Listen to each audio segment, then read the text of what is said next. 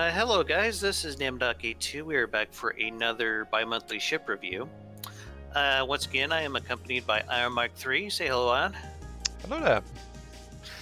Today, Ion's going to give us a brief rundown of this ship that we got from Jack, one of the members of our Discord. So go ahead and take it away, Ion. Okay, what we have before us is a design sent in by me, Jack. He calls it a battleship. I can see that. Though, considering the previous review was also classed as a battleship, I don't know, this might be a heavy battleship or maybe even a super battleship. It's hard to say. But this is actually the KMS Holstein BB301A6C. It almost seems like this thing is about on par as far as cost-wise with the Megalodon. I don't know how much a Megalodon costs, but this thing is about 2 million volume.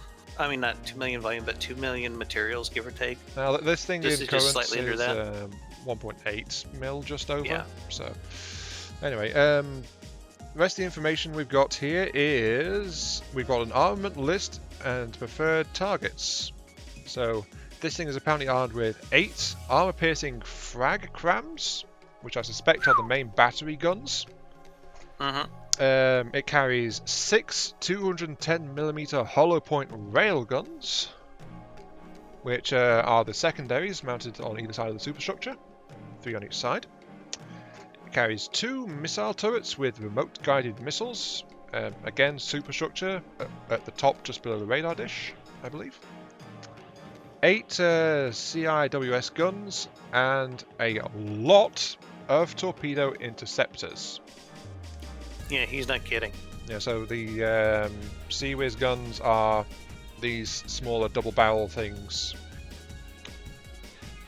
Wow, those things are covered in detectors, aren't they? I'm just going to make sure it spots stuff.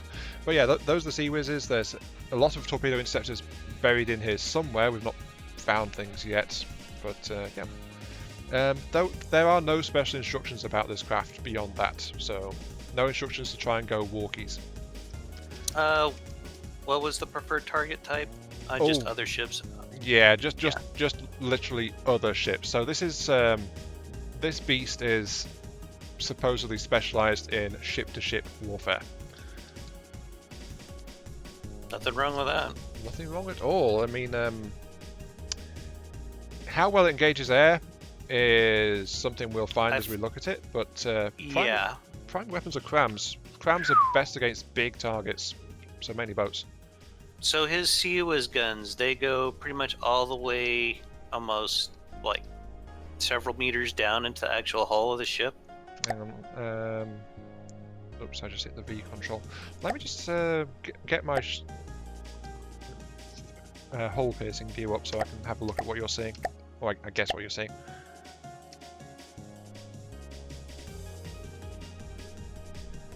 Oh dear, this. Oh wait, no, it's just taking a. Ooh.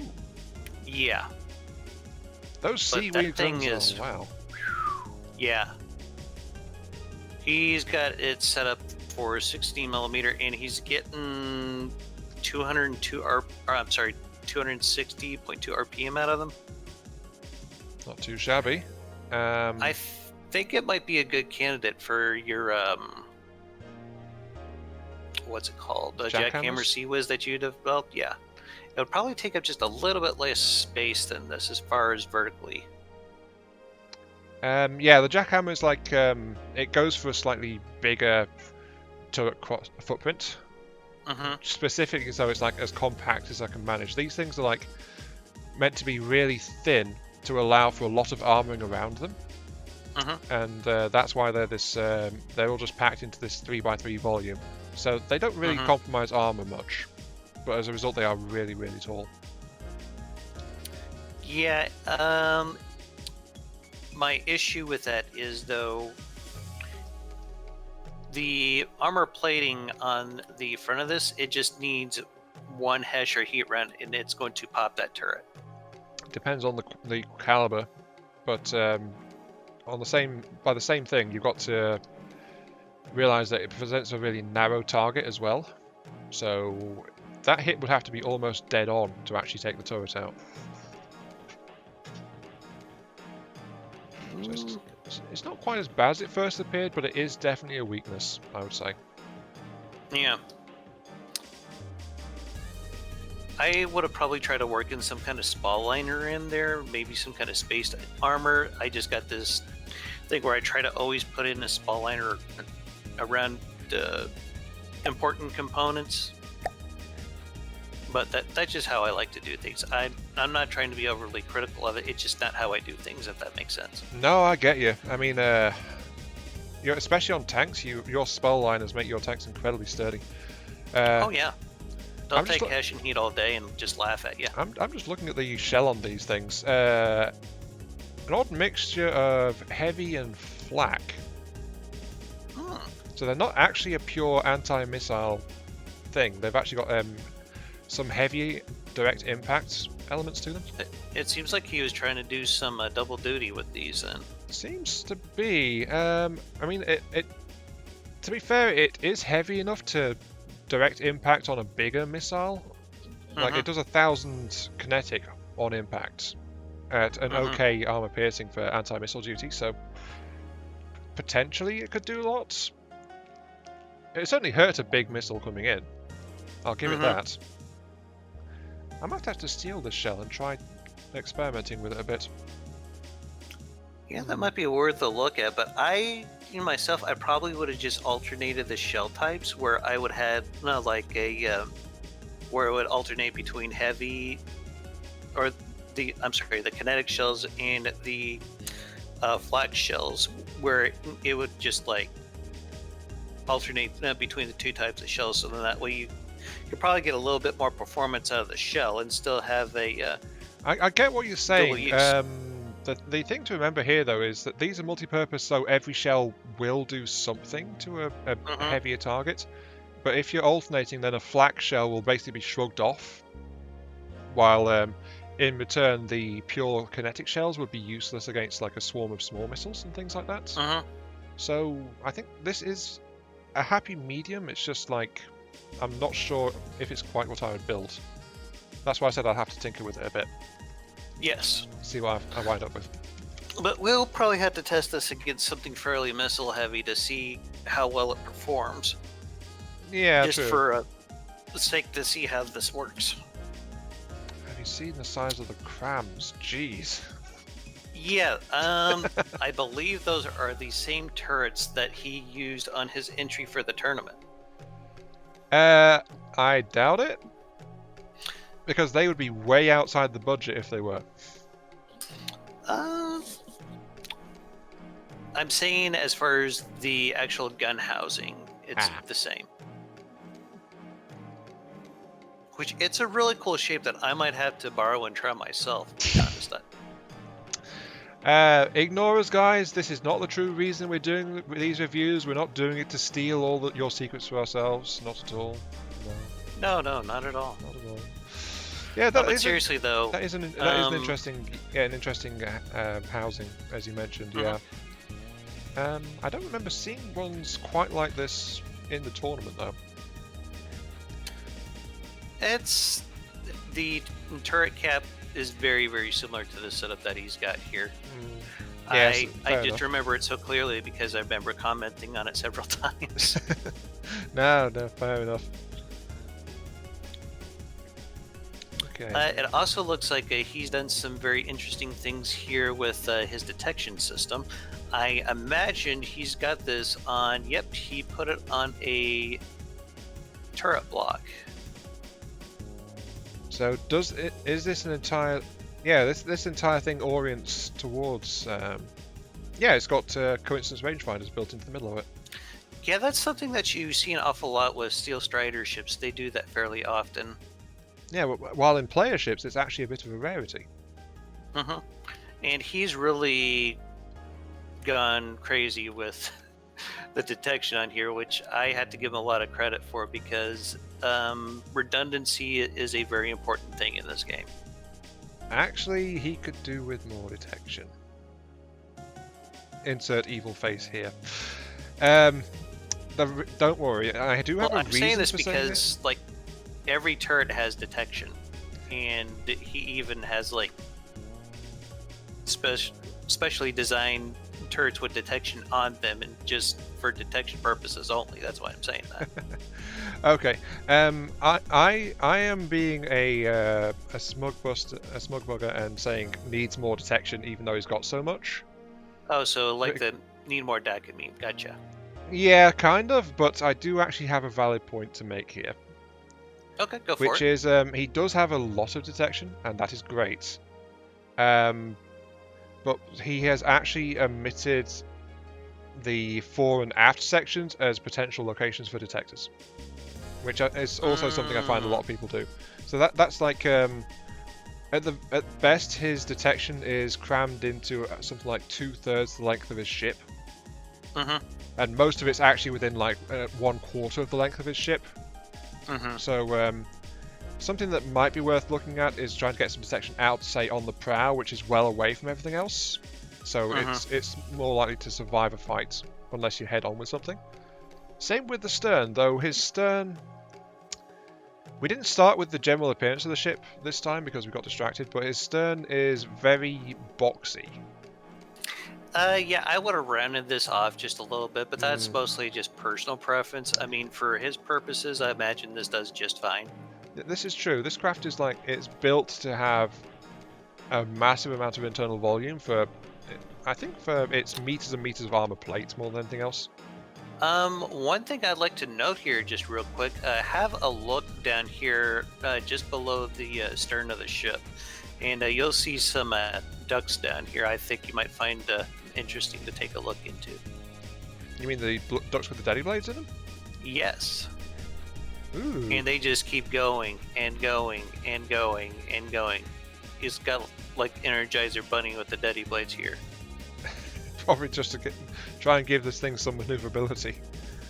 Which is strange because he should already have a lot of speed just from the large propellers alone, but I guess he just needed a little more turning force, maybe? I don't know. Give me a sec. I'm trying to... These daddy blades are actually like a bunch of them stacked together. There's metal poles embedded in here. But each of these daddy blades is only like 3 meters long, actually. See if I can bring up the settings on them. As soon as the game starts these are all set up for a pusher, it looks like. So I guess he's just trying to milk a little more speed out of this thing. It's either more speed or it might be for stability, depending on how it reacts to the force behind those steam propellers. No, I don't think so, because it doesn't seem like he is using any stabilization for these. Otherwise, the upwards force fraction would be a little higher. It looks like this is just purely for propulsion. Maybe.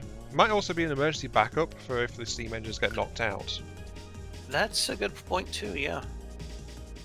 Because as we were talking about earlier, having all those extra moving parts could potentially make things extremely vulnerable, so yeah. Yeah, let me get back into the view there for a second, because it's like, if they are for a propulsion backup, the fact that they don't have any engine power being used also means they would work if the power systems get knocked out.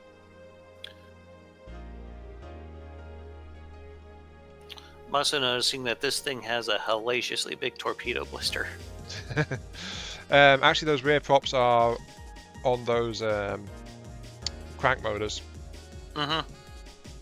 One thing of note, though, by the way, is that they don't actually have gears attached to them, so they're actually jammed full on.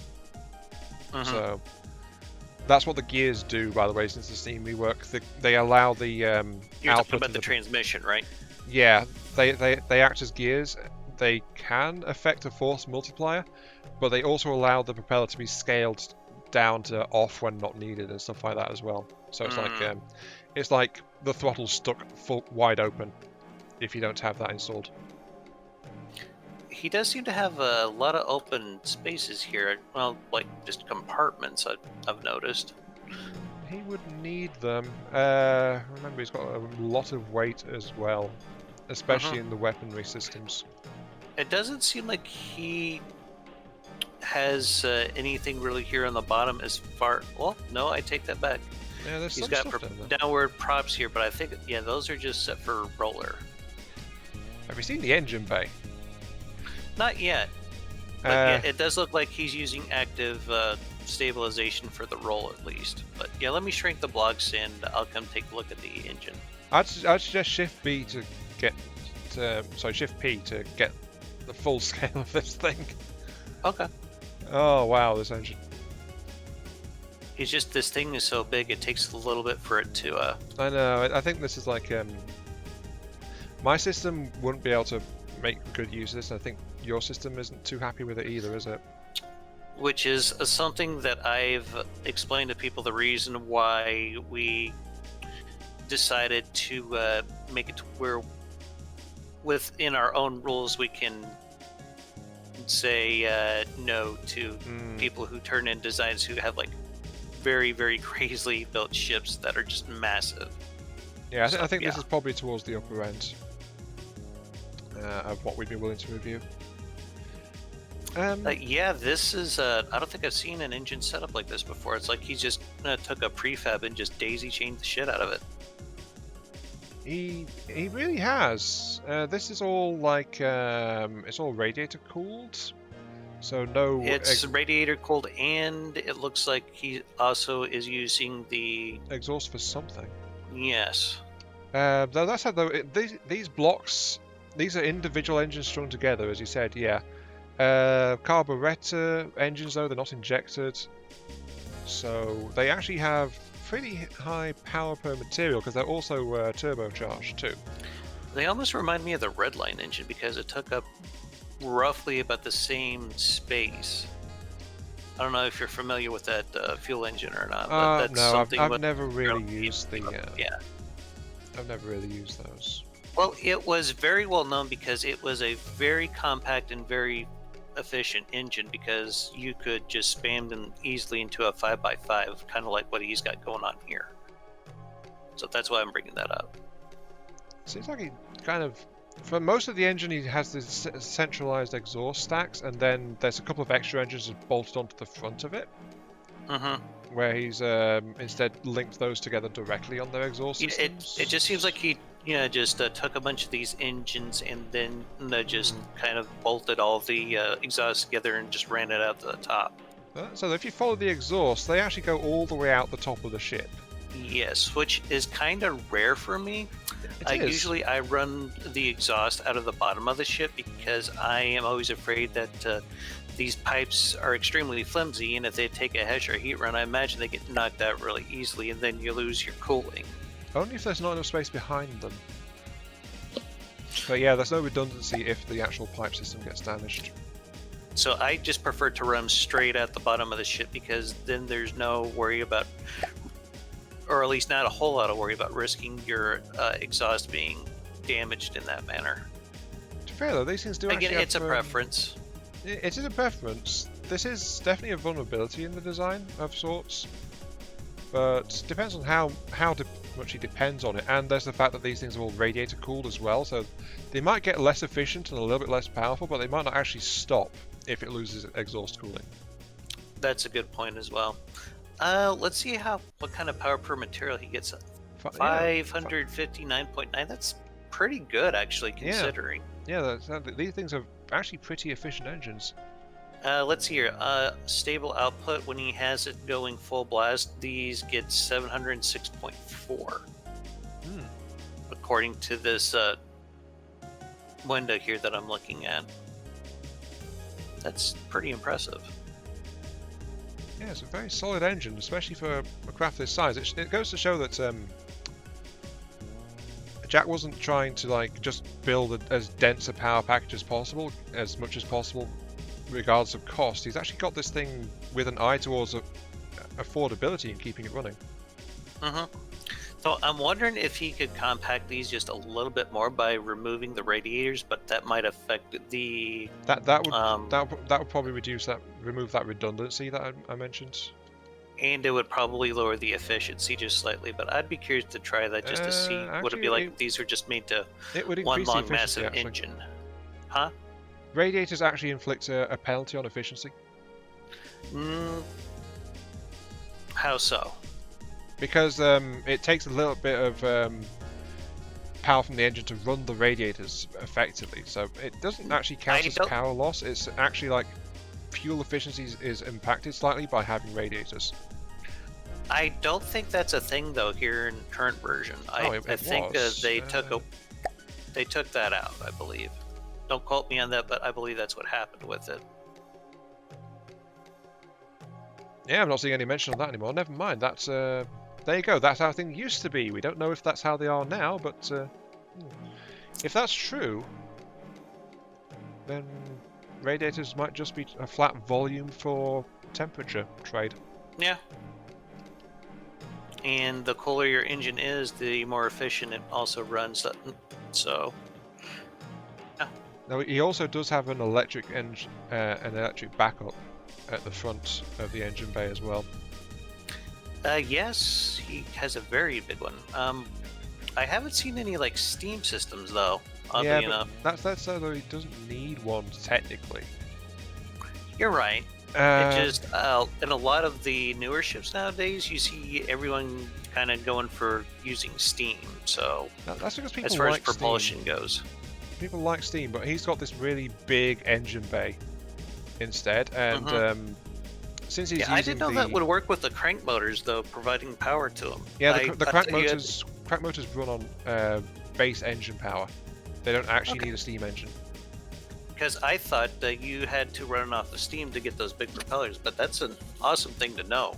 Yeah, definitely something I might try integrating in my own designs. Yeah, I will be as well. Yeah, but yeah, crank motors they draw from just the base engine power of the ship. I think. Look, we still don't really know those things. Give us a break, will you? Yeah, we're still adjusting a bit to the how things are done in the current version, but I believe this is going to be a very good learning opportunity for everyone involved, actually. And yeah, it looks like they do just take base engine power. And that's kind of one of the biggest things that why I got into doing this stuff on YouTube, is that I want to teach people what I learned about the game over the years, and yeah, that's pretty much the biggest reason why I wanted to do it. And I've been having a lot of fun doing it, so yeah. Yeah, I was just looking at the laser blocks now, actually. And he's definitely got redundancy built into these things, so kudos for that. A lot of people forget that it's a good idea to actually have your laser system spread out a bit. Yeah, he's using looks like 4Q systems here. Yeah, 4 Qs in 4 separate locations around the ship as well, so it'll be hard to knock it out completely. That's something I try to do a lot too, is I'll use decentralized LAN systems. Yeah, you're going to pay just a little bit more for it, but the redundancy that you get out of it is so freaking ridiculous, because you can just wire it up to go about anywhere, kind of like what he's got going on here. Yeah, the transceivers, as long as it's on a straight line, you only need to pay the cost of 2 transceivers.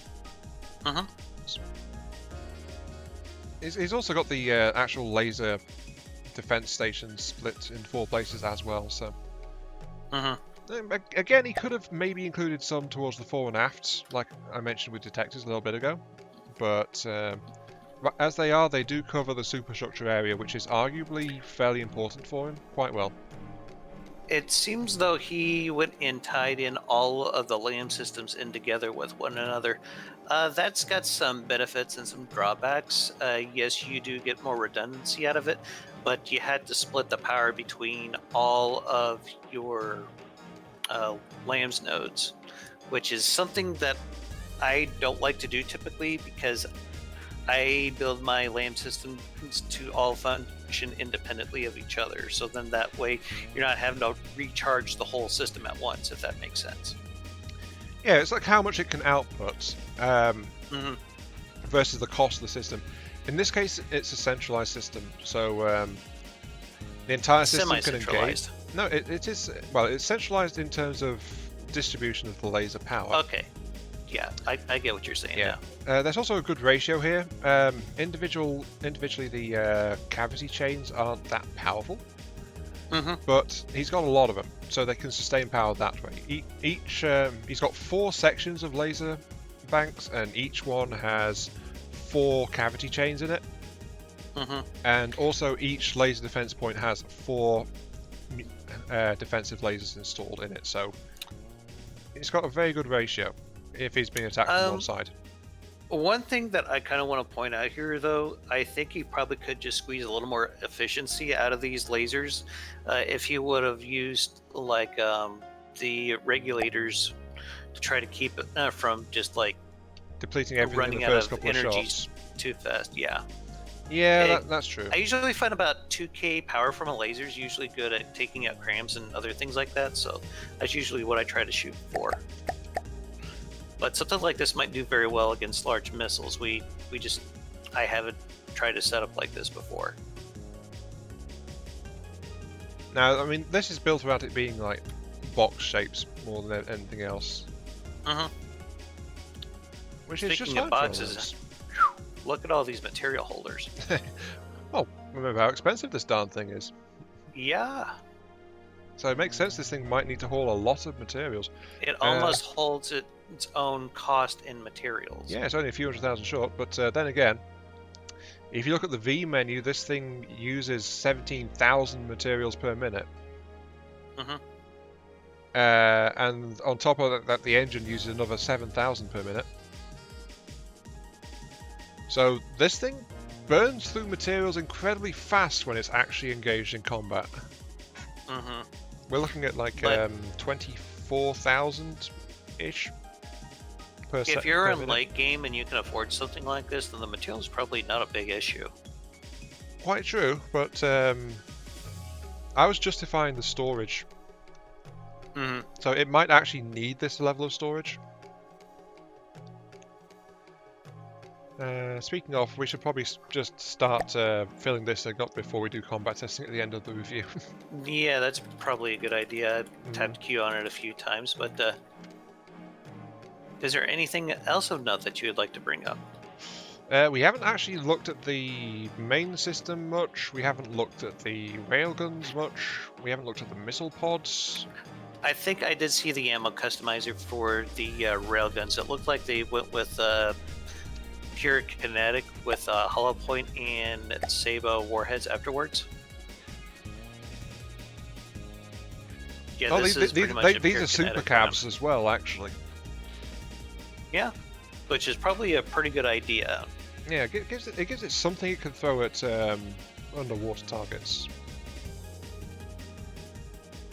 So I imagine that's probably for use in the secondaries. For some reason, he's got light blocks though all around the base of the turret housing. You mean the turret? Or the gun housing? You mean below the turret cap? Yes. I'm not entirely sure why he did this. That used to be able to make a waterproof seal. Really? Yeah. I'm not sure if it still does, but right. I see where you're going with that. But it can also act as a bit of a deterrent to an incoming blast wave from an explosion. So there are some benefits to doing that. I'm not sure if they actually form a watertight seal anymore. Well, the only thing that I have a real issue with that is something like that is going to be extremely vulnerable to explosives, wouldn't it? Well, as I said, it's like it can deflect the explosion a little bit from going down into the actual magazine itself. I mean, admittedly, there is the fact that the light blocks are explosive, but depending on how that works, it might be preferable to deflect, like, say, a high explosive cram detonation with the light block and then have the light block detonate, rather than let the high explosive cram explosion just go down the neck of the turret and say bye-bye to the rest of the turret. If that's how it works. I'm not... Yeah, I see where you're going with it. I'm a bit shaky on that, so I am guessing a bit, but it sounds like it might be how the game calculates it. Something else of note here, if he is using these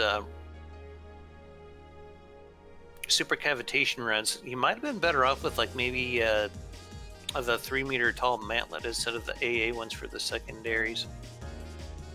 You're not going to get a whole lot of depression out of those if you want to try to get these things to actively shoot at submarines. I don't think it's meant to be like submarines. It's more like aim more effectively at surface targets. Okay, that makes more sense then. Yeah. Yeah, but it's like if they were going against submarines that actually set back a bit on the decks of the ship, so they'd have trouble depressing enough to really go at submarines if they got too close. Something else I'd like to touch on just a little bit here. Mhm. I think you could probably squeeze just a little more efficiency out of this hull shape. I'm looking at the bow right now, and it's just basically flat surfaces. I think if he were to change this to like using the wedges, he'd probably get just enough speed and to make it worth it if he just switched these all to wedges. Just Which just a part of the thought. bow do you mean? The like the very front of it, as you'll see, it's like a flat surface. Oh, I see. Yeah, Yeah. that would let him get a little bit more efficiency, but in this case, you got to remember the bulk of the craft in question. Hmm. So it's always going to take a lot of power to get decent speed out of this thing.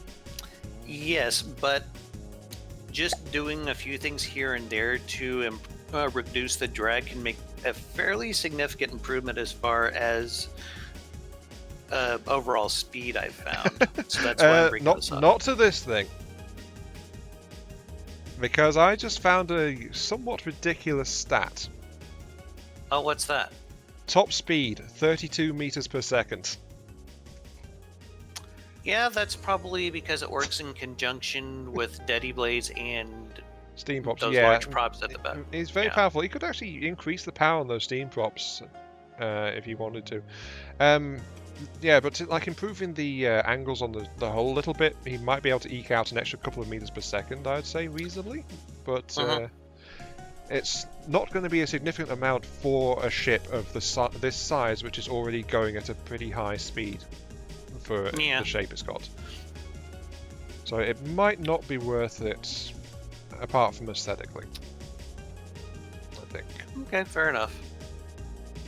But that's just something that I want to bring up because that's something I usually try to do with my ships. But Oh no, it's something I do all the time as well. I get where you're coming from. yeah, you like them very pointy. I like pointy things. Mm-hmm. Bring me all the sharp toys you can.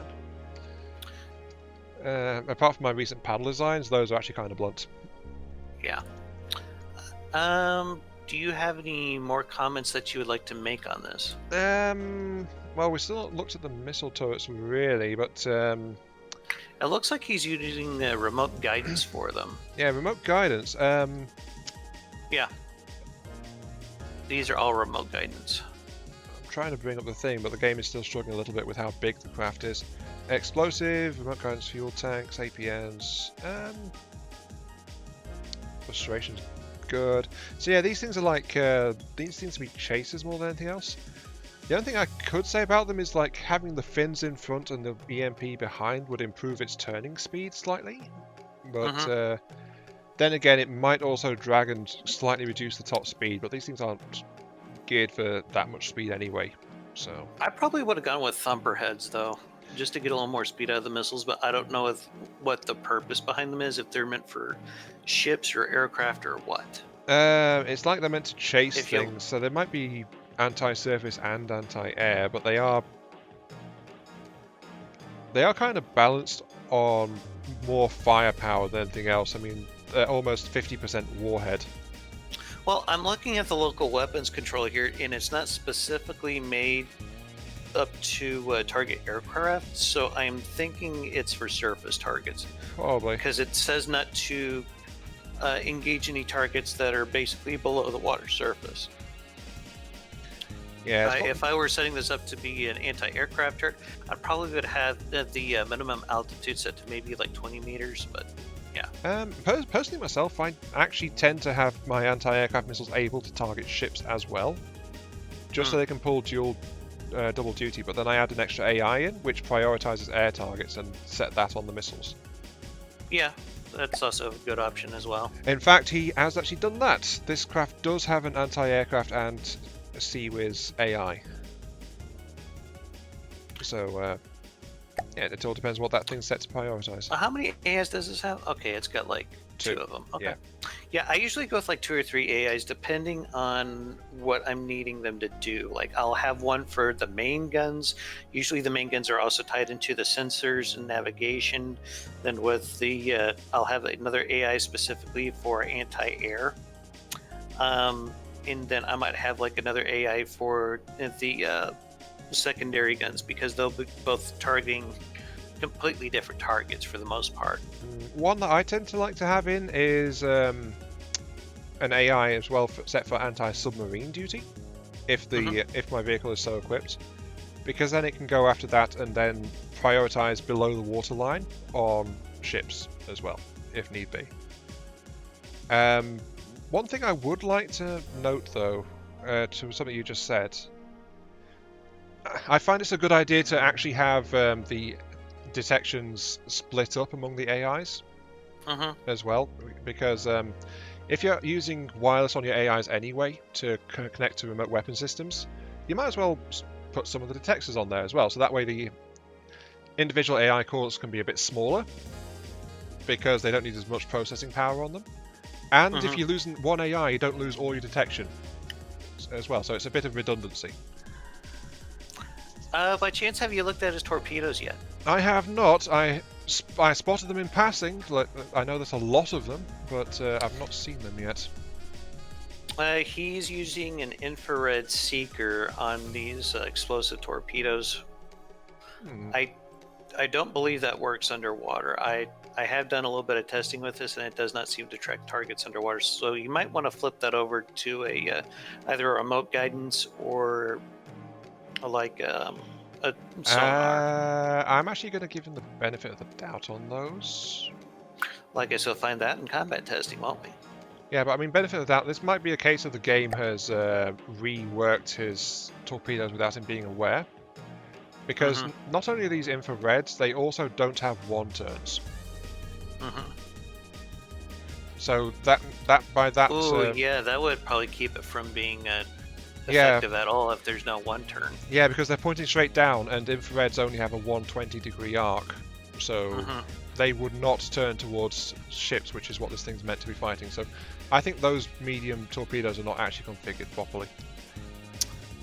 And honestly, I probably would have went with much larger torpedoes. The way I like to do them is basically a method that Rizzola showed me is have him shoot at the bottom like he's got going on here, but put like maybe a torpedo sonar on it, like 4 or 5 HE warheads, and one turn ballast tank, all the fuel and fins that I need, the propeller, of course, and pretty much ready to go. But I found in current version the explosive doesn't seem to work nearly as well in 2.4.9, so I've been using frags instead for small and medium torpedoes and reserving the HE for the large ones. I think they nerfed that. I think it was a few versions back at this point. Or maybe it was a few versions before release. I'm not entirely sure when they made that change to reduce the effectiveness of explosion underwater, because it used to be like multiplied a few times over. But yeah, these torpedoes, it looks like they're meant to be like really weak saturation, if this is indeed how the payload's meant to be configured. They're not meant to hit very hard at all, but they've got APN, which is to help ensure they actually reach their target. But again, that lack of a one turn, I'm not sure if they actually work or not. I think I'm going to also, on these torpedo interceptors, I would have made them just a little bit bigger. No, this is the absolute minimum size of the things. I mean, ballast tank. Yeah, but I don't think they'll work being shot directly out of the bottom like that without a one turn. They've got an interceptor piece. Interceptor piece is 360 detector. So missile interceptors don't actually need one turns. Well, I hope you're right. No, it's like the anti-missile version doesn't need them either. So okay. Yeah, the interceptor warhead can detect and turn towards its target no matter which direction it is. Because I'm just confused why there's a ballast tank in here. For the torpedo interceptors, I usually try to put ballast tanks in mine, but it doesn't seem like he's got any room for like fuel. No, he's got some fuel built into it, I think. Oh, yeah, just a little bit. Yeah, he's got enough yeah. for. Yeah, he's got enough for this thing too. I think they're there just like to make sure the interceptors actually have neutral buoyancy, because they're not actually set to anything, which means it ignores depth settings. Yeah, I usually throw in a ballast on all my torpedoes for neutral buoyancy, so it can just go after whatever it needs to go after. So they don't just try to bob to the surface or something. Yeah, that's fine. Excuse me. I think last thing that I'd like to really talk about is like I do have a slight dislike for this ship. What's that? I must admit, which is not through any fault of the designer or anything. It's just I don't tend to like building bulkier, more stubby-looking ships like this. It's not. It's just it flies against any of my own build styles, really. Except maybe the one I've recently started to develop. It's like it looks a bit chubby to me. If that makes any sense. Yes, but also your craft tend to be a little glass cannony. Yes, this is true, and I've been long been struggling to get to grips with like having effective heavy armor. So it's like I understand why it's shaped like this, and why it carries this bulk, and it's going to be a really durable target. It's just not quite my cup of tea. No, I get you. Looks like he's got these crams fused. They're timed and pen depth. Okay. Yeah, good combination. 10 seconds time to explode. I think that's going to be a big problem. Remember, if they've got lasers targeting on them, they will automatically adjust that.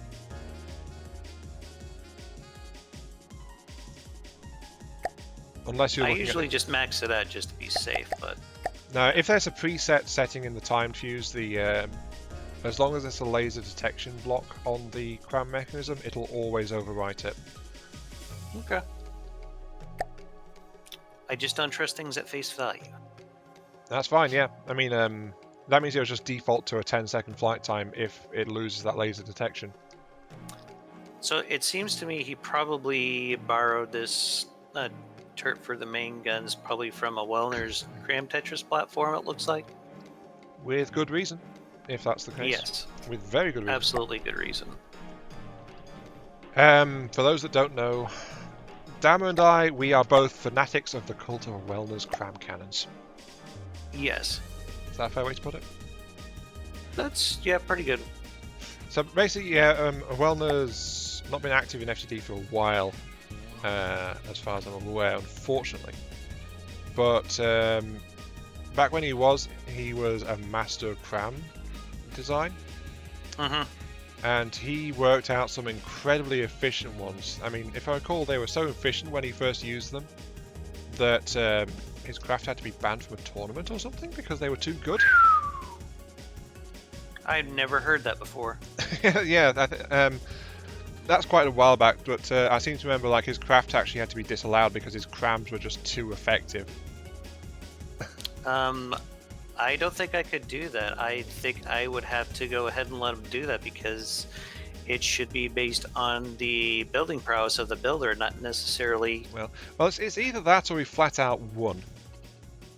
But I seem to recall him being kind of miffed about it, so... I was talking with him a little bit at the time. I would be too. So yeah, I think there was definitely something... I do feel like it's like his craft was disallowed. But it was just like... it was flat out too good. None of the... Because it's like the tournament was kind of like yours. It had crams as main weapon systems, and like that was actually the rule. And his blew all the other craft. Sounds like Battleship Brawl. Yeah, but a Wellner's craft blew all the others out of the water. Quite literally. Just how good he is. Yeah. I mean, he's got to be arguably one of the best from the depths players out there. Yeah, which is why it's a bit of a shame that he's not actively in the game as far as I'm aware anymore. Well, to be honest, he's encountered a whole lot of drama just as we have with the Unfortunately. process of game development. Yeah. Yeah. I can't say I blame him for wanting at least to take a break from that. I wish Brilliance guys would get their act together, I really do. But I think we should probably stop talking about that now. Let's continue. Yeah. This is a craft review, darn it. So any other thoughts on the crams while we're discussing this? Um, It looks like he's gotten like pure frag with these, as far as I can tell. I don't see purely payload. Next any to heavy AP armors. whatsoever. Oh, well, we can just check that directly from the cram settings. I keep forgetting that's a thing, to be honest with you. Yeah, cram settings. There is some hardness in there actually, but it's almost entirely frag. Okay. But yeah, it's like a very heavy payload style shell. And nothing wrong with that. I mean, if we look at it, actually got to remember this is 100%. It's it is set for a penned up fuse, so it wouldn't surprise me if there was AP in there. It's also got to remember the hardener world makes the shell harder to intercept as well because it gives it a hit point boost. Does it give it a hit point boost or does it give it an armor class? It does both. Okay. I thought it just gave an armor class, but yeah. No, it's hardeners. Last I heard or checked, said give the shell a bit of extra health as well by making it more durable, as well as giving it like AP and stuff. Did he armor up these mains at all? The main turrets. Yeah, the main like turrets. Put a layer of armor on the actual turret itself. Oh, good question actually. I'm trying to switch over to it. Just he's got so many flipping turrets here. It's kind of hard to. There we go. No, it does not look like he has done that, which is probably okay with the cram turret because they're not going to be nearly as reactive as an APS turret, so you could probably get away with that. But yeah, these yeah, definitely these things are not actually armored in themselves below the neck. The fire rate seems a little low though, but it is a cram after all. I would have probably tried to get the reload down to maybe about 20 seconds, but I'm sure he has his reasons. Again, that's like a personal preference thing. Sure, its reload is low, but that's because he's focused on the actual payload of the shells instead. I mean, personally, I go for like 14 to 20 seconds on my crams. Just because I prefer to have more rate of fire than sheer, oh my god, what the hell hit me? Why am I flat on my back, bleeding from my nose, kind of thing. Yeah. Or why did the world suddenly cease to exist? Depending on the payload. What's your opinions on the armor scheme of the ship? Not really managed to look at that so far. Let me get my pizza cutter out. It seems a little thin.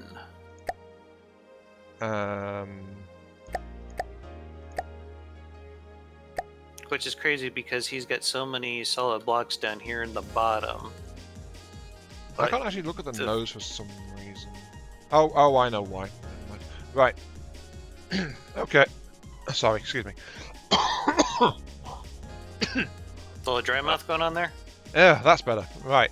Actually, I think it was like a bit of mucus getting stuck in my throat. To be fair, he's got bulges and internal spaces going on. He's also got plenty of bulkheads, which is something the Athena we did last time lacked quite noticeably. Individually, though, the armor walls are, yes, they are thinner than the Athenas, but they are actually more durable. And why do you say that? They're actually 2 meter metal instead of an alloy metal hybrid. And also got to remember in current armor bonuses from stacking only apply for the first 2 blocks. It's also multiple layers as well, so got to remember this thing is like it just feels very thin to me because I'm only seeing like 3 layers of armor for the actual belt of the ship itself. Individual walls are kind of thin, but core sections actually have an extra wall around them as well. So there's a lot more armor in here. It's just like it's easier to penetrate the outer sections than the outer systems. But it'll take a lot to still get through to the actual main part of the ship itself. Let's try.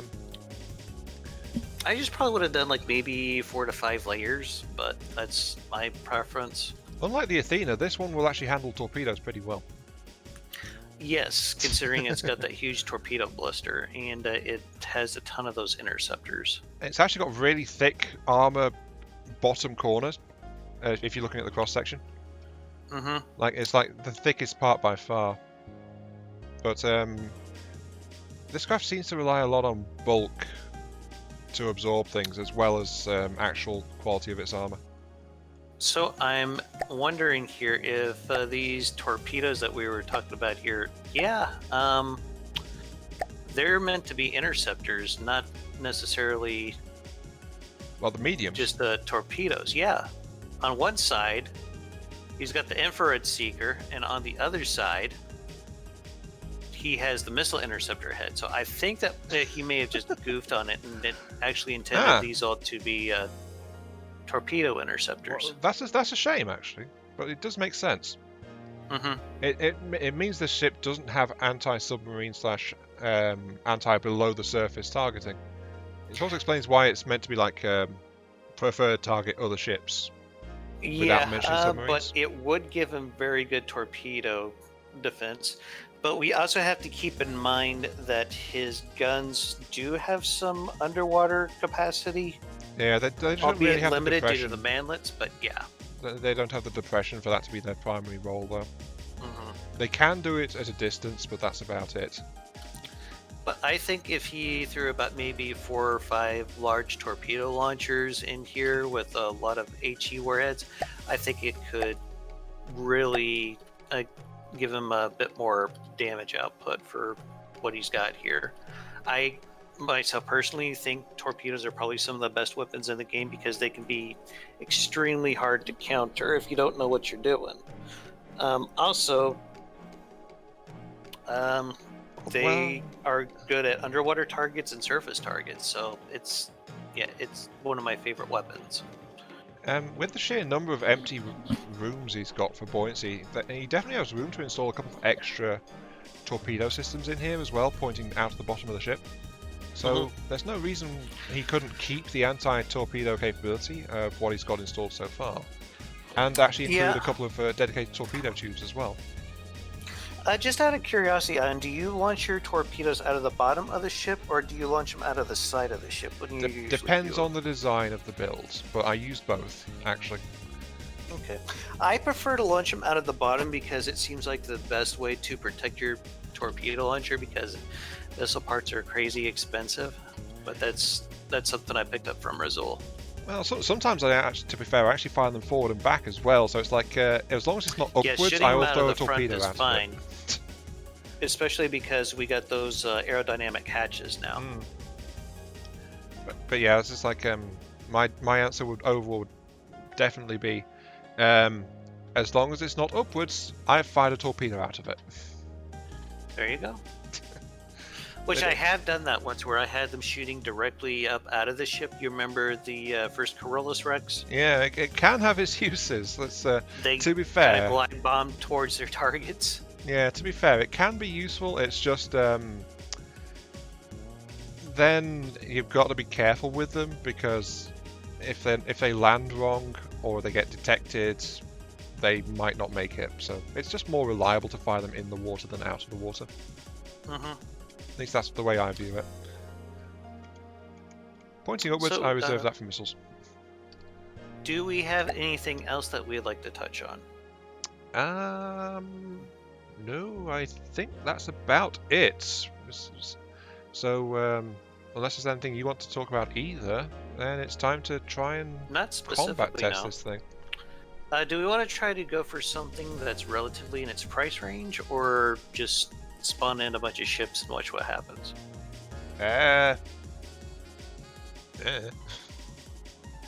Maybe both. I mean, we gave the Athena 2 combat tests when one didn't work right.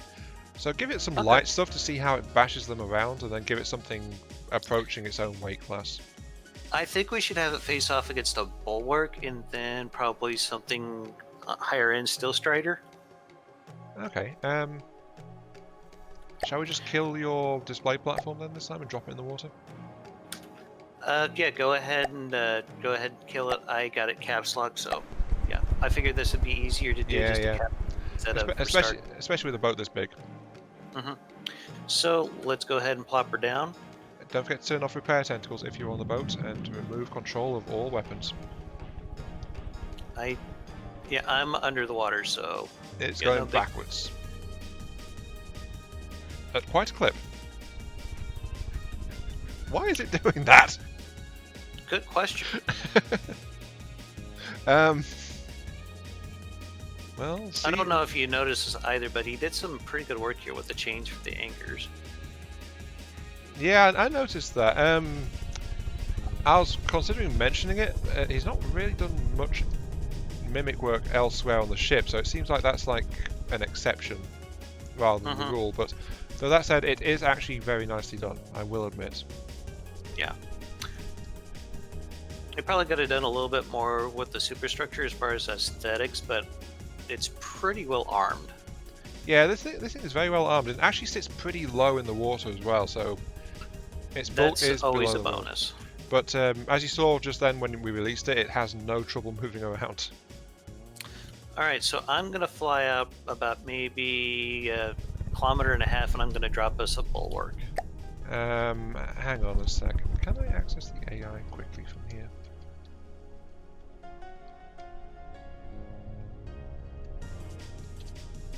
There's something I really want to shut it off? No. I could just press C if I wanted to do that. I'm double checking because we ran into issues last time. Yeah, this thing is set to 1.5 kilometers. Okay. Unlike the Athena's 2.5 kilometers, which is kind of out there. Alright, so let's grab us a bulwark. Are you going to 1 or 2? I'd say 2. I think just 1. I'd say 2 actually, if this is like the versus lighter ships test. I guess we can go ahead and do 2. Alright, this thing is maneuvering. Here we go. Jeez. Look how fast it's going. Well, I would, but yeah, spawning for lag, the yeah. UI to... Okay. Anywho, I imagine it's probably hauling ass though. No, it's frozen now. Okay, so this is the Holstein BB versus 2 Kingsteads. As soon as the FTD starts playing nice again. I wish I could pause this so I could actually watch the shells land on the bulwarks. But it seems like he landed some fairly decent hits there. And the shells are just tanky enough to penetrate the Lamb's umbrella there.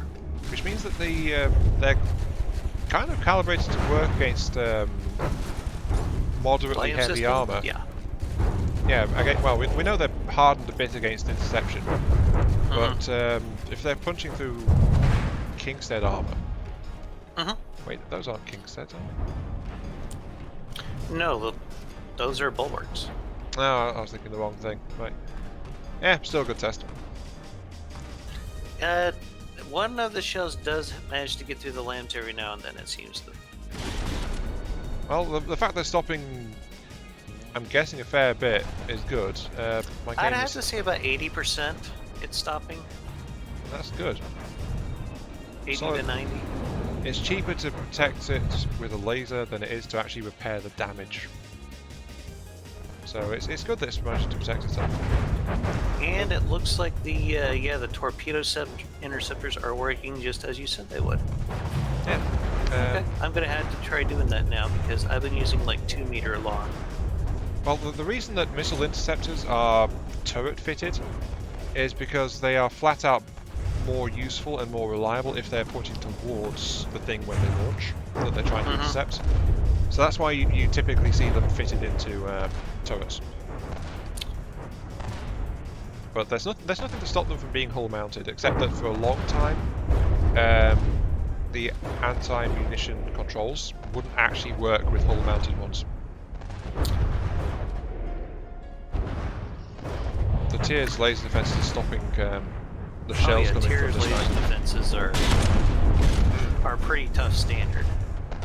Yeah, the Holstein shells don't seem to be getting very far. Which, that's one reason why I always make an argument that APS was not overpowered because of the firing. Because if you put up a tier against the Singularity back when APS shot extremely fast, you could not get a single 8-meter shell through the tier's defenses as fast as it spammed those. I think the Holstein could definitely benefit from having like a couple of extra laser defense stations on the bow and stern to spread out the spots where it's trying to protect itself. Now that you mention it, I don't think I saw any like anti-laser defenses, but then again, I didn't see any on the Athena either. So I'm guessing those ships are both designed to fight fairly conventional targets. Oh, it's reached the edge of the map. Yeah. We might want to look and see if there is a means to where we could probably spawn in stuff a little further away from the edge. All we could do is change our location before we start spawning stuff. Yeah, we might have to do that from here on out. Yeah. Yeah. Just load something small and fast in to act as a transport to get us to where we want to actually start hosting this stuff. But Holstein, to her credit, she has not taken any damage, and both bulwarks are taking a fair amount of damage. Yeah, it's I think what's the Holstein's problem right now is, oop, there she goes flying again. Apart from a tendency to go airborne, which I don't think is quite her fault in this case. Oof. It's the slow rate of fire of her main guns. They are very powerful, admittedly, but the rate of fire means that if a salvo doesn't work, it's quite a while before another one goes out.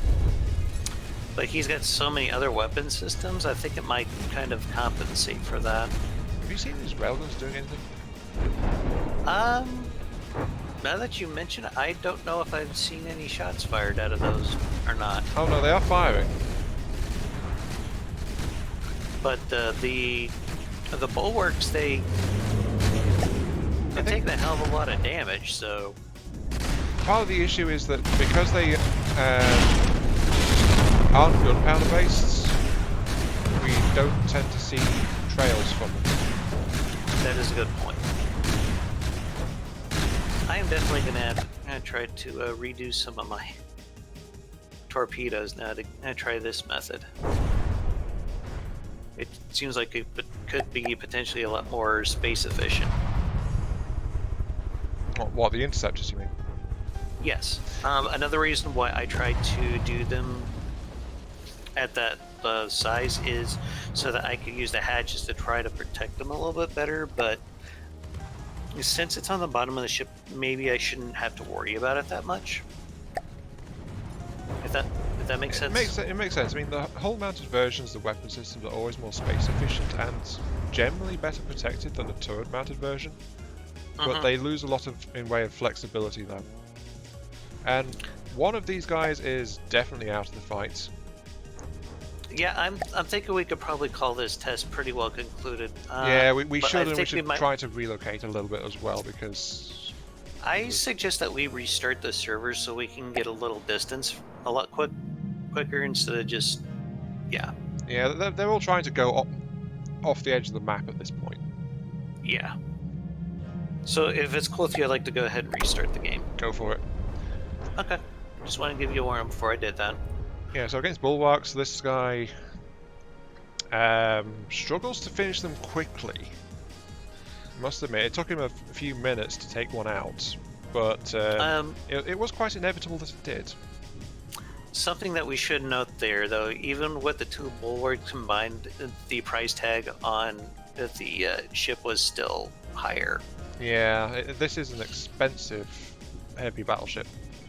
Or super battleship. What do you think the right phrase is for that? I'd probably go with super battleship. Yeah. I think Rezul would probably consider it some kind of dreadnought or something. I was going to say dreadnought back at the start, but it's like, is that an official ship class? You know, I'm not entirely sure if it is or not. I mostly think of the dreadnought as in like pre and post dreadnought ship design. It doesn't really seem like there's anything here where we can change the starting point. Yeah, that's something that FTD's never had. Honestly. Okay. We'll probably just have to fly the camera out there, then do it that way. Yeah, get out there and just try and spawn a chair in or something. Okay, restarting it now. Which is kind of crazy because you can do that with the custom battle thing, but I guess you just can't do that for multiplayer. Let me see. So we need to go. Shall I fly out? You get rid of the spawn you can platform? go ahead and do that. I find that usually about 3 or 4 up and 3 over from the left side is usually a pretty good spot. That's where I've been doing my tournament videos. Yeah, just in the middle of a big expanse of water. So what I'm going to do here is I'm going to come down here. I'm going to drop an AI so that way you have a point of reference to go from.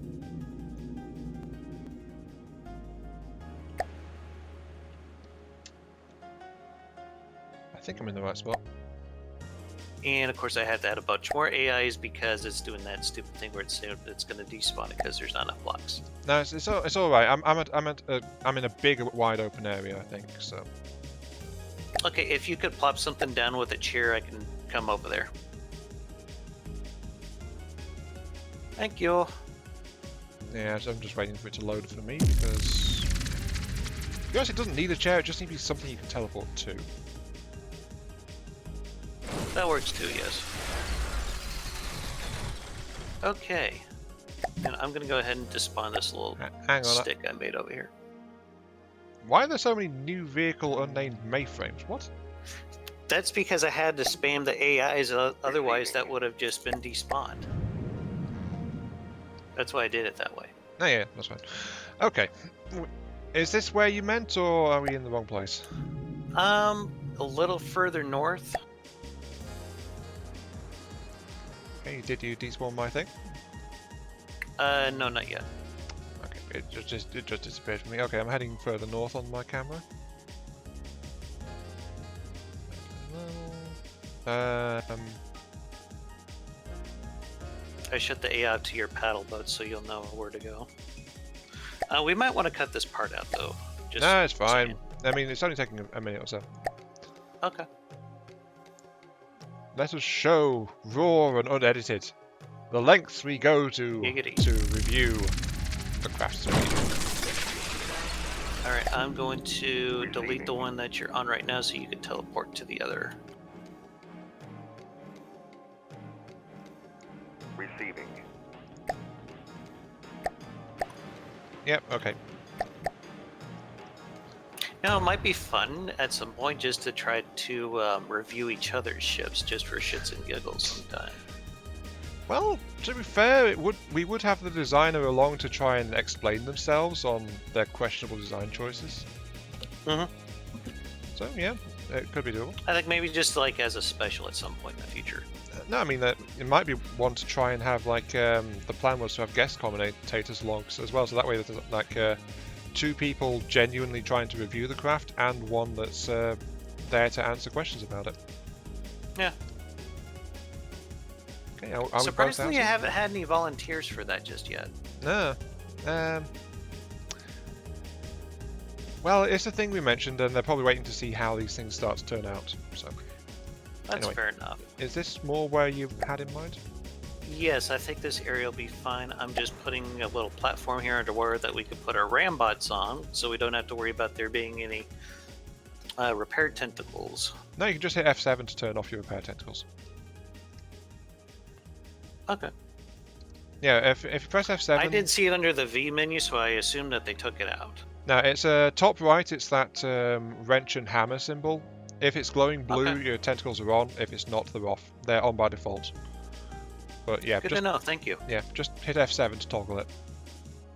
Okay, do we want to try spawning that in again? Sure, yeah. I think you should try spawning it this time. See if it goes more smoothly than me trying to spawn it. Yeah, well, would you mind taking the escort up, please? Sure. I still need to name this dog. Receiving. Just do like me, name it after a heavy metal song. No, this thing is running off a different mythology kind of thing. Oh, come on, I could so see you being into Black Sabbath. Well, once someone did actually ask me where the local metal record shop was, because I looked like someone who would know where that was. When I was just quite happily on my way into work last year. It was like, hey, do you know where that is? It's like, Because that long hippie hair of yours? hey, my ponytail only goes like half... no, about 2/3 the way down my back, sorry. I can't do long hair because my dandruff is like crazy bad. Yeah. I'm able to grow it out, and it's like I've not got receding hairline, really, so I'm okay. And again, we're getting a big lag spike as we load this thing in, so we might want to try and keep the size limit below this thing in the future. Yeah, I imagine your system probably groans and moans a bit under the pressure. Well, yours has been struggling a bit as well with it, so, you know. Well, we are kind of recording this while both our computers are like an ocean apart, so I imagine that's probably No, not that's just latency. It's FTD that's actually causing us to have a few issues. Okay, We've so not let's had see any network here. issues. Right. What do we want to try to put this up against? What was it you Should we do a compared to? The Actually, Megalodon? Megalodon might not be a good example here because it's like 2.5 million materials. Ah, this thing is below 2. I don't know. I'm not familiar with the a lot of the designs. How about just a pair of tiers then? A pair of tiers? Which faction? Steel Striders, their material cost is like 850k, give or take. That'll put it like a couple of 100,000 below this one. So yeah, that's pretty close. I think that's probably about as close as we're gonna get. Hang on, we need to make sure this craft is filled up on resources. Yeah, I'm gonna spawn them just a little bit apart here, by about 500 meters. Actually, if you click on the thing twice in the spawn menu, it'll spawn 2 of them in one go. I know, but I'm just changing the range that you spawn them at. Ah, right, okay. After I put down the first one, then I put down the second one, so there would be a little bit of variation on their distance. Okay, I've removed weapon control. Hopefully that'll keep them from running into each other. Just let me know when you're ready, and I'll hit spawn now. Hang on, I'm jumping off the side of the ship now into the water. Okay. That's why I made the platform down there. Oh. I think I killed the platform. Sorry. That's okay. No, I was just Alright. saying clear. So yeah, I'm off the boat now. Okay, spawning them in now. So this is a second combat test. Holstein versus a pair of tiers when they spawn in. Don't cry, Holstein. I'm sure it'll be okay. Sorry. So, active defense-wise, I think this ship is pretty well defended. I haven't seen any shields, but not entirely surprised by that because they're just not very viable at this point in things, which is something that we have discussed at length. We several have discussed the occasions, heck and back. We're not Yes. happy with shields, but so we're not happy with how the shields were nerfed into the ground. But No. well, it doesn't seem like they're going to be changed at this late date. So you know, I'm just waiting for FTD to start working again. That's one thing that usually troubles me about the From the Depths community at large. They just kind of sit back and take it's like, yeah, whatever. Well, the thing is, they've ignored us, so we can't do much about it. I'm Well, well, short what of I'm trying modding, to short of modding it. Yeah, that's kind of what I'm trying to get at here, is that everyone just seems like they're perfectly content to sit back and take it, but I just find it very disturbing. Well, another problem is that they actually cut the head off their own modding scene as well, so... That is true.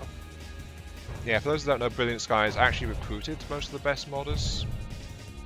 The people that made the best mods for the game.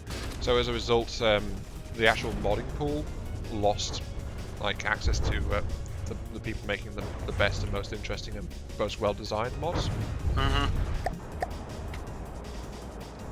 I'm definitely getting some frame loss here. Just a little bit, yeah, but those targets are spawned fairly far apart. We get some very big ships out there. Also, this is really deep water, by the way. Saying that reminds me of a joke. So there are three guys. They're walking across the bridge, and then they all suddenly realize that they have to take a lake. So there's a white guy, a Mexican guy, and an African American guy. And the white guy, he starts to take a lake, and he's like, "Man, that water's cold." And then the second guy, he's like, "Yeah, that water is pretty cold, isn't it?" And then the black guy goes, "Yeah, it's deep too." Dick joke. Oh, right. Feel free to cut that. I didn't get it. I'm pretty bad at getting jokes anyway, so... Fair enough. Do tears have torpedoes? Yes. Well, actually, I'm not entirely sure in this version. I'm just wondering, because I am seeing that the anti-torpedoes are firing. Yes. I'm just wondering if they... That might actually be worth checking, because I don't know if they've been removed or not from the tiers in this version. Yeah, it looks like there are some kind of torpedo launchers down here, but I don't know if they might be just for defensive. No, there are because they're so tiny, and you don't see any that like shoot directly downwards. I'm just wondering if they are being fired in response to the incoming airborne missiles, in which case that might be an issue. I think the reason why they would be doing that is either the ACB itself has not been correctly set up, or what you're seeing with them going into the water and having them being mistaken for torpedoes is also a possibility, which I have seen that happen. Yeah, it's just I'm seeing the there goes another volley of anti-torpedo. I think I would set the range on that block just a little bit short. I usually set mine to be fired at about 1,000 meters.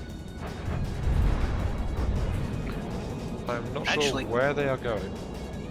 Hold on, I think that those are torpedoes that they're just kind of slugging it out down here. No actual torpedoes, just all torpedo interceptors coming from the tier and the ship we're reviewing. Yeah, so that means a missile ditched Holstein. in the water and then sets off an anti-torpedo war, I guess. Yeah, pretty much. That's kind of what it's looking like to me. How's the Holstein doing? If I can get back to it, I will tell you. Yeah, because I'm looking at the tiers now, and they're holding up fairly well. There's some holes knocked in the nearer one. But it's mostly Judging by the operational. snow, I think they might have wandered into Onyx Watch territory. We've got a big lag spike because the tiers are about to crash into each other. Yeah, that's why I was trying to spawn a little further apart. So damage-wise, the Holstein... Yeah, she's taken fairly light damage compared to the tiers. Yeah, they just had a collision. Slideshow. Maybe we should have just spawned one. Yeah.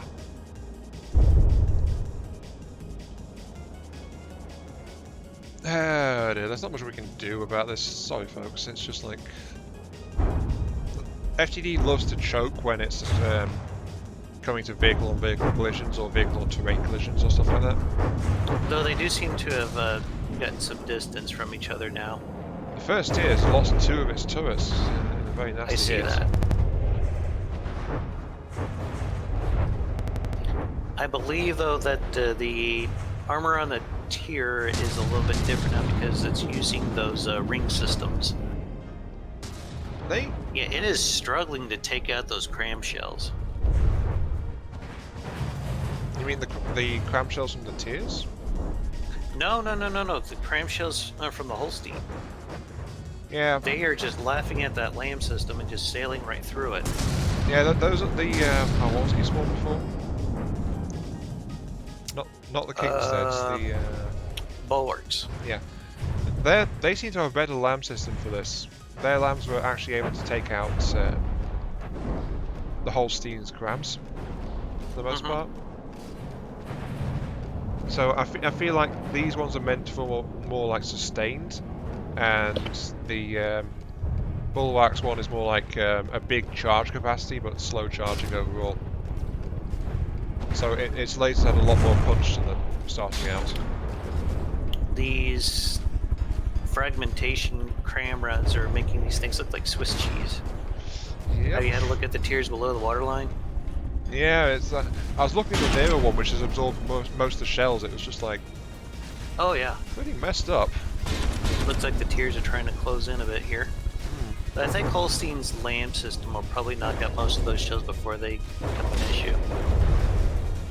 Yeah, Holstein's only taken light armor damage for the most part. Apart from it's lost. Good luck, confetti coming off of those. It's lost 3 of its 4 Sea Whizzes on this side.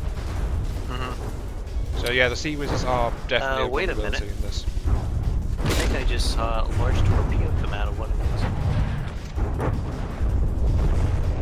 Maybe it shot directly downwards. Wait. But if that's the case, I haven't seen where the hell it was launched from. The Tier's Ship of Mystery. I think there's a collision going on again. Yeah, you're right. This is how we make baby tiers, ladies and gentlemen. Give me a sec. Which one is it? It's the one that's more badly damaged. I will shut off your navigation for a few moments, sir, so you stop moving. Sounds like a good idea. Let the other one get some distance, and then I'll let you move again. Just doing a bit of impromptu traffic control. I'm not entirely sure what's going on here. There seems to be like random explosions all over That's the more multiplayer. damaged tier. That's multiplayer lag going on. I think. Yeah, Well, they do have a big. They have big torpedoes after launch. They're in the back of the ships. I thought this thing had torpedoes somewhere. I just couldn't figure out where. Yeah, they're in the stern of the ship. Yep, I see them. That's not a bad way to go about doing it, to be honest. Yeah, it was confusing the heck out of us for a while there, trying to figure out what was going on. Do you think that's enough distance? Yeah, I think they're probably good now. Alright, you can start moving again, good sir. But we are still... Yeah, Holstein's still pretty far ahead as far as the damage goes. 95%. Considering yeah. it's solo 2 tiers at a time, I think it's safe to say that the thing is fairly well defended. I was really concerned about the lack of armor on the side. No, it's the same principle as the 4 keys actually. It's using bulk as well as armor to provide its durability. And as I said, it's like 2 meters metal is a pretty decent wall in current. So yeah, between those 2 factors, it's holding up really well to what it's being subjected to. It does seem like it is having some buoyancy issues and maybe a little bit of a pitch issue, but other than that, it's still maintaining speed at about 30 meters a second. Yeah, it does seem like it lost some guns on one side. Mostly it's lost Sea Whiz. It's lost the Sea Whizzes mostly.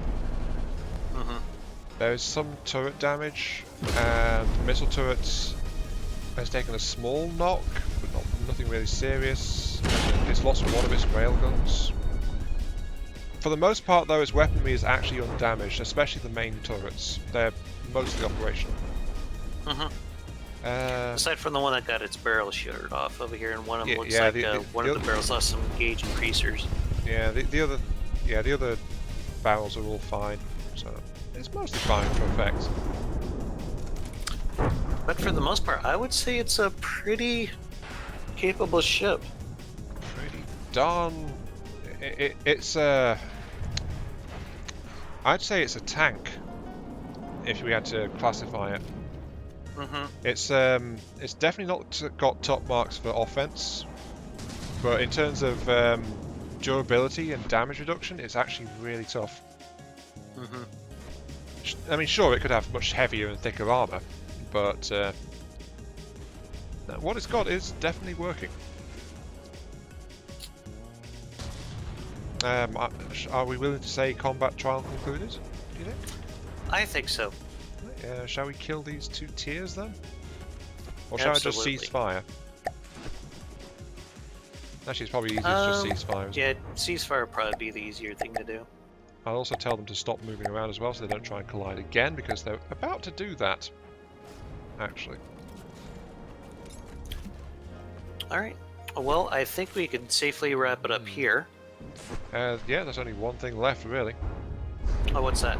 The out of 10 thing, we might as well keep doing that.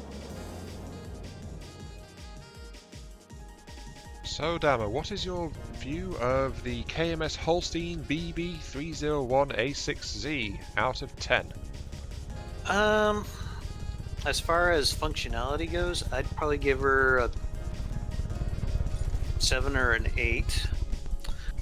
Again, I probably would have liked to seen a little bit more armor, but again, that's personal preference. Armament, I'd probably give like maybe a 5. He does have a lot of it, but I would have gone for triple barrel crams, and it just seemed like these missiles really weren't doing all that much. I mean, to be fair, the one facing them got kind of damaged a little bit. So, as far as aesthetic goes, probably a 6, maybe a 7. So are we establishing categories for our out of 10 ratings in these then? It sounds like that's what we're doing. It's kind of hard for me to do one that's like going to be across the board, maybe like an average of 3, but no, I mean, we might as well rate it for like in different areas. I suppose if we're going to start doing that.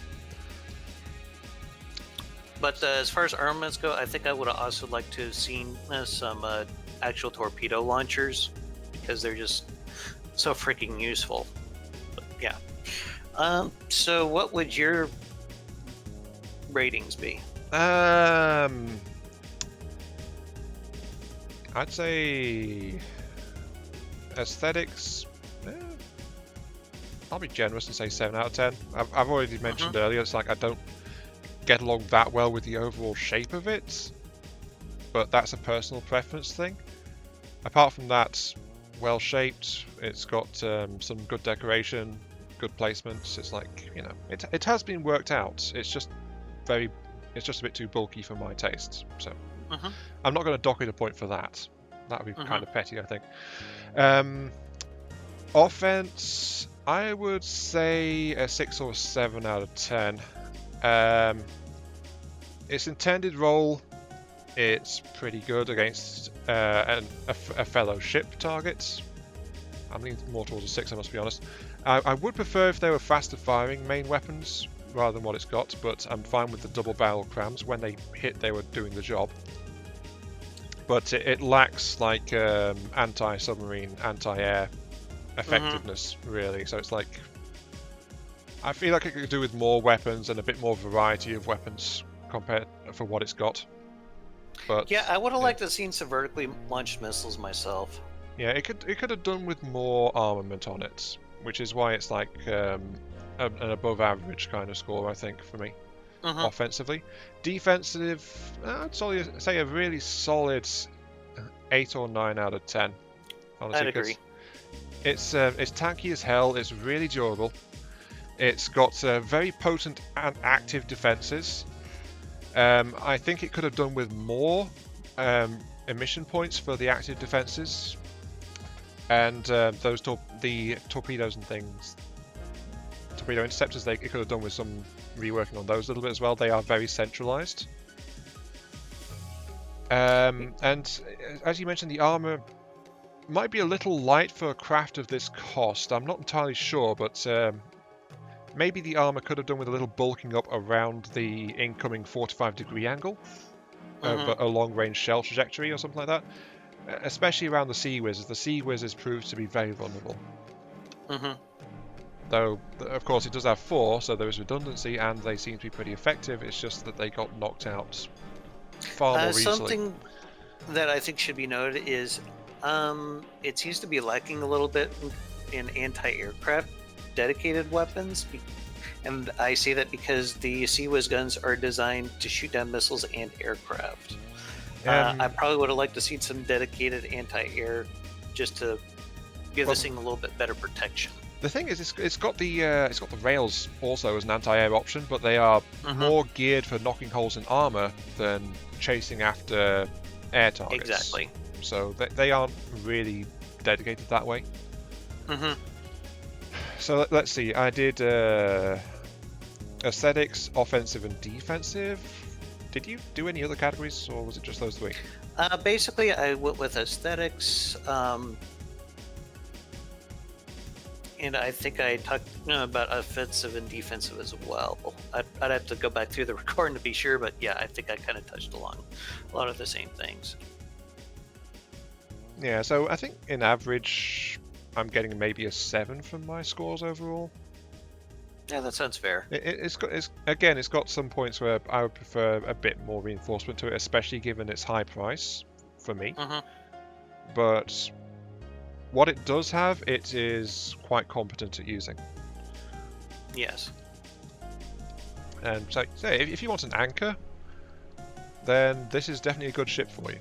This will keep a battle line protected as a decoy at the very least. It makes a big fat target that everyone's going to love to shoot at. Oh yeah. I mean, its alpha damage is definitely nothing to ignore. It just could really do with some more DPS instead. Or in addition. It's like, it's a bit tilted one way rather than the other.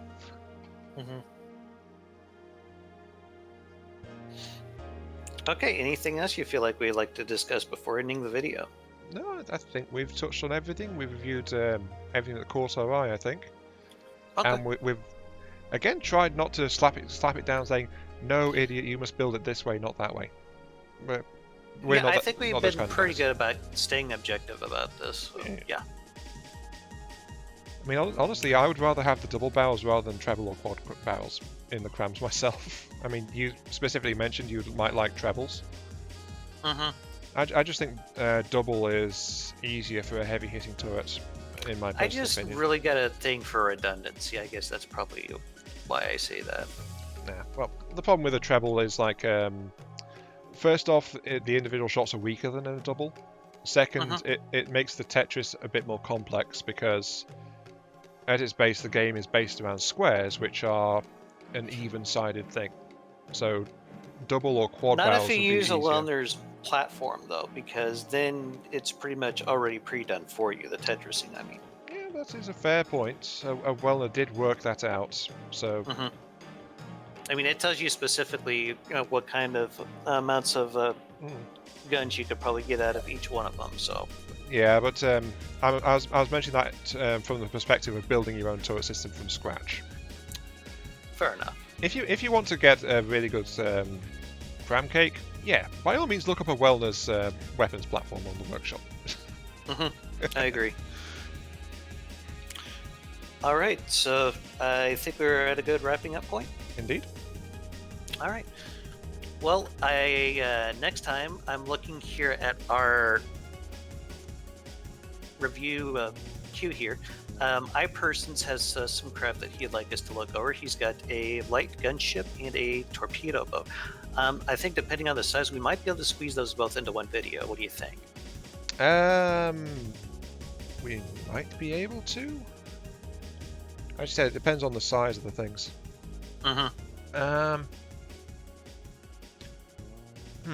Actually, I'm looking at this image right now. might be safer to try and do it one at a time, but we'll discuss that off Just see camera. where we're at Yeah. after we record the first one. I Yeah, we'll guess. take a quick glance at them in size, and we'll see how quickly we think we can do it, or how long we think we'll need. Because we Okay, do that tend to waffle on sounds- sometimes. Yeah, that sounds good to me. Okay, well, I'm gonna wrap up things here. So I'd like to thank you all for watching. This has been Damaddok A2 with I Am Mark III, doing the bi-monthly FTD craft review. Y'all have yourselves a hell of a day, and keep your hammer high. See you later.